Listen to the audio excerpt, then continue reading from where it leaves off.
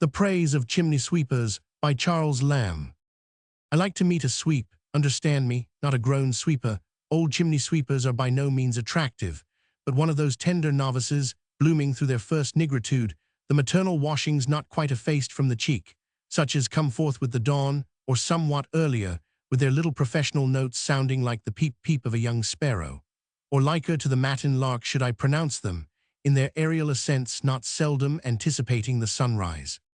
I have a kindly yearning towards these dim specks, poor blots, innocent blacknesses. I reverence these young Africans of our own growth, these almost clergy imps, who sport their cloth without assumption, and from their little pulpits, the tops of chimneys, in the nipping air of a December morning, preach a lesson of patience to mankind. When a child, what a mysterious pleasure it was to witness their operation, to see a chit no bigger than oneself enter, one knew not by what process, into what seemed the fauces Averni, to pursue him in imagination, as he went sounding on through so many dark stifling caverns, horrid shades, to shudder with the idea that, now surely, he must be lost for ever, to revive at hearing his feeble shout of discovered daylight, and then, O fullness of delight, running out of doors, to come just in time to see the sable phenomenon emerge in safety, the brandished weapon of his art victorious, like some flag waved over a conquered citadel. I seem to remember having been told that a bad sweep was once left in a stack with his brush to indicate which way the wind blew. It was an awful spectacle certainly, not much unlike the old stage direction in Macbeth, where the apparition of a child crowned with a tree in his hand rises. Reader, if thou meetest one of these small gentry in thy early rambles, it is good to give him a penny. It is better to give him 2 pence. If it be starving weather, and to the proper troubles of his hard occupation, a pair of kibed heels, no unusual accompaniment, be superadded, the demand on thy humanity will surely rise to a tester. There is a composition, the groundwork of which I have understood to be the sweet wood, yclept sassafras. This wood boiled down to a kind of tea, and tempered with an infusion of milk and sugar, hath to some tastes a delicacy beyond the China luxury. I know not how thy palate may relish it. For myself, with every deference to the judicious Mr. Reed, who hath time out of mind kept open a shop, the only one he avers in London, for the vending of this wholesome and pleasant beverage, on the south side of Fleet Street, as thou approachest Bridge Street, the only Salopian house, I have never yet adventured to dip my own particular lip in a basin of his commended ingredients, a cautious premonition to the olfactories constantly whispering to me that my stomach must infallibly, with all due courtesy, decline it.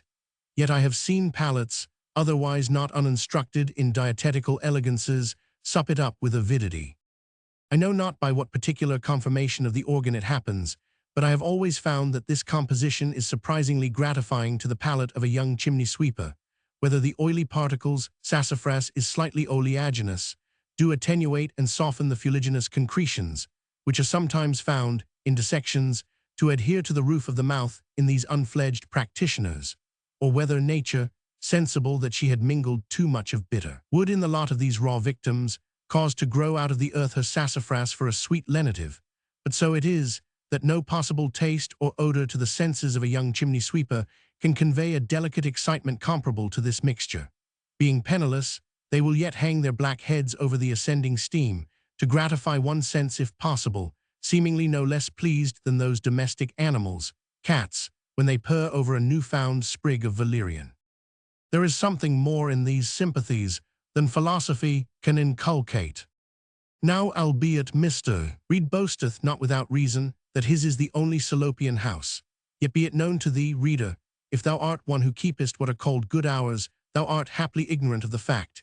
He hath a race of industrious imitators, who from stalls and under open sky dispense the same savory mess to humbler customers, at that dead time of the dawn, when as extremes meet the rake, reeling home from his midnight cups, and the hard-handed artisan leaving his bed to resume premature labors of the day, jostle, not unfrequently to the manifest disconcerting of the former, for the honors of the pavement. It is the time when, in summer, between the expired and the not yet relumined kitchen fires, the kennels of our fair metropolis give forth their least satisfactory odors. The rake, who wisheth to dissipate his o'ernight vapors in more grateful coffee, curses the ungenial fume as he passeth, but the artisan stops to taste, and blesses the fragrant breakfast. This is Salloup, the precocious herb-woman's darling, the delight of the early gardener, who transports his smoking cabbages by break of day from Hammersmith to Covent Garden's famed piazzas. The delight, and oh, I fear, too often the envy of the unpenned sweep. Him shouldest thou haply encounter, with his dim visage pendant over the grateful steam, regale him with a sumptuous basin. It will cost thee but 3 halfpennies, and a slice of delicate bread and butter, an added halfpenny. So may thy culinary fires, eased of the o'ercharged secretions from thy worst-placed hospitalities, curl up a lighter volume to the welkin. So may the descending soot never taint thy costly well-ingredients soups, nor the odious cry, quick-reaching from street to street, of the fired chimney, invite the rattling engines from 10 adjacent parishes to disturb for a casual scintillation thy peace and pocket. I am by nature extremely susceptible of street affronts, the jeers and taunts of the populace, the low-bred triumph they display over the casual trip or splashed stocking of a gentleman. Yet can I endure the jocularity of a young sweep with something more than forgiveness. In the last winter but one, pacing along Cheapside with my accustomed precipitation when I walk westward, a treacherous slide brought me upon my back in an instant. I scrambled up with pain and shame enough, yet outwardly trying to face it down as if nothing had happened, when the roguish grin of one of these young wits encountered me. There he stood, pointing me out with his dusky finger to the mob, and to a poor woman, I suppose his mother in particular, till the tears for the exquisiteness of the fun, so he thought it, worked themselves out at the corners of his poor red eyes, red from many a previous weeping, and soot-inflamed, yet twinkling through all with such a joy, snatched out of desolation, that but Hogarth has got him already. How could he miss him? In the march to Finchley, grinning at the pieman, there he stood, as he stands in the picture, irremovable, as if the jest was to last forever, with such a maximum of glee and minimum of mischief in his mirth, for the grin of a genuine sweep hath absolutely no malice in it, that I could have been content, if the honor of a gentleman might endure it, to have remained his butt and his mockery till midnight. I am by theory obdurate to the seductiveness of what are called a fine set of teeth. Every pair of rosy lips, the ladies must pardon me, is a casket, presumably holding such jewels, but methinks they should take leave to air them as frugally as possible. The fine lady or fine gentleman who show me their teeth show me bones. Yet must I confess that from the mouth of a true sweep a display, even to ostentation, of those white and shining ossifications strikes me as an agreeable anomaly in manners and an allowable piece of foppery. It is as when a sable cloud turns forth her silver lining on the night. It is like some remnant of gentry not quite extinct, a badge of better days, a hint of nobility, and doubtless, under the obscuring darkness and double night of their forlorn disguisement, oftentimes lurketh good blood and gentle conditions derived from lost ancestry and a lapsed pedigree. The premature apprenticements of these tender victims give but too much encouragement, I fear, to clandestine and almost infantile abductions. The seeds of civility and true courtesy, so often discernible in these young grafts, not otherwise to be accounted for, plainly hint at some forced adoptions. Many noble Rachels mourning for their children, even in our days, countenance the fact. The tales of fairy spiriting may shadow a lamentable verity, and the recovery of the young Montagu be but a solitary instance of good fortune out of many irreparable and hopeless defiliations. In one of the state beds at Arundel Castle, a few years since, under a ducal canopy, that seat of the Howards is an object of curiosity to visitors, chiefly for its beds, in which the late Duke was especially a connoisseur, encircled with curtains of delicatest crimson, with starry coronets inwoven, folded between a pair of sheets whiter and softer than the lap where Venus lulled Ascanius, was discovered by chance after all methods of search had failed. Noonday, fast asleep, a lost chimney-sweeper. The little creature, having somehow confounded his passage among the intricacies of those lordly chimneys, by some unknown aperture had alighted upon this magnificent chamber, and tired with his tedious explorations, was unable to resist the delicious invitement to repose, which he there saw exhibited. So, creeping between the sheets very quietly, laid his black head upon the pillow, and slept like a young Howard. Such is the account given to the visitors at the castle, but I cannot help seeming to perceive a confirmation of what I have just hinted at in this story. A high instinct was at work in the case, or I am mistaken. Is it probable that a poor child of that description, with whatever weariness he might be visited, would have ventured, under such a penalty as he would be taught to expect, to uncover the sheets of a duke's bed, and deliberately to lay himself down between them, when the rug or the carpet presented an obvious couch, still far above his pretensions? Is this probable, I would ask, if the great power of nature which I contend for had not been manifested within him, prompting to the adventure? Doubtless this young nobleman, for such my mind misgives me that he must be, was allured by some memory, not amounting to full consciousness, of his condition in infancy, when he was used to be lapped by his mother or his nurse, in just such sheets as he there found, into which he was now but creeping back as into his proper incunabula and resting place. By no other theory than by this sentiment of a pre-existent state, as I may call it, can I explain a deed so venturous, and indeed, upon any other system, so indecorous in this tender but unseasonable sleeper.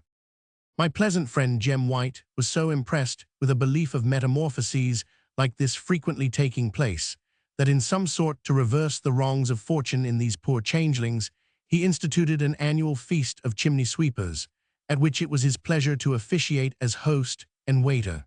It was a solemn supper held in Smithfield, upon the yearly return of the fair of St. Bartholomew. Cards were issued a week before to the master sweeps in and about the metropolis, confining the invitation to their younger fry. Now and then, an elderly stripling would get in among us, and be good-naturedly winked at, but our main body were infantry. One unfortunate wight, indeed, who, relying upon his dusky suit, had intruded himself into our party, but by tokens was providentially discovered in time to be no chimney-sweeper. All is not soot which looks so, was quoted out of the presence with universal indignation, as not having on the wedding garment, but in general the greatest harmony prevailed. The place chosen was a convenient spot among the pens, at the north side of the fair, not so far distant as to be impervious to the agreeable hubbub of that vanity, but remote enough not to be obvious to the interruption of every gaping spectator in it. The guests assembled about 7. In those little temporary parlors 3 tables were spread with napery, not so fine as substantial, and at every board a comely hostess presided with her pan of hissing sausages. The nostrils of the young rogues dilated at the savor. James White, as head waiter, had charge of the first table, and myself, with our trusty companion Bigod, ordinarily ministered to the other 2.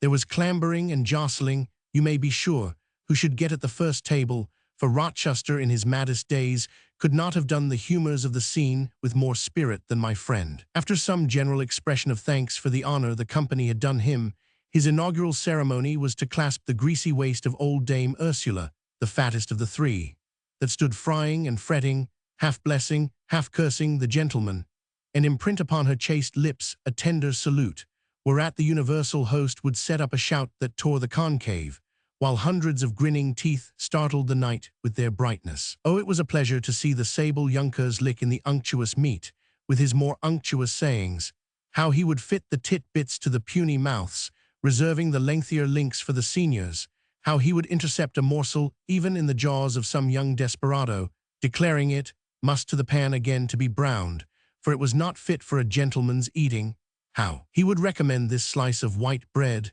or that piece of kissing crust, to a tender juvenile, advising them all to have a care of cracking their teeth, which were their best patrimony, how genteelly he would deal about the small ale, as if it were wine, naming the brewer, and protesting, if it were not good, he should lose their custom, with a special recommendation to wipe the lip before drinking. Then we had our toasts, the king, the cloth, which, whether they understood or not, was equally diverting and flattering, and for a crowning sentiment which never failed, may the brush supersede the laurel. All these and 50 other fancies which were rather felt than comprehended by his guests, would he utter, standing upon tables, and prefacing every sentiment with a gentleman, give me leave to propose so and so, which was a prodigious comfort to those young orphans, every now and then stuffing into his mouth, for it did not do to be squeamish on these occasions, indiscriminate pieces of those reeking sausages, which pleased them mightily, and was the savoriest part, you may believe, of the entertainment.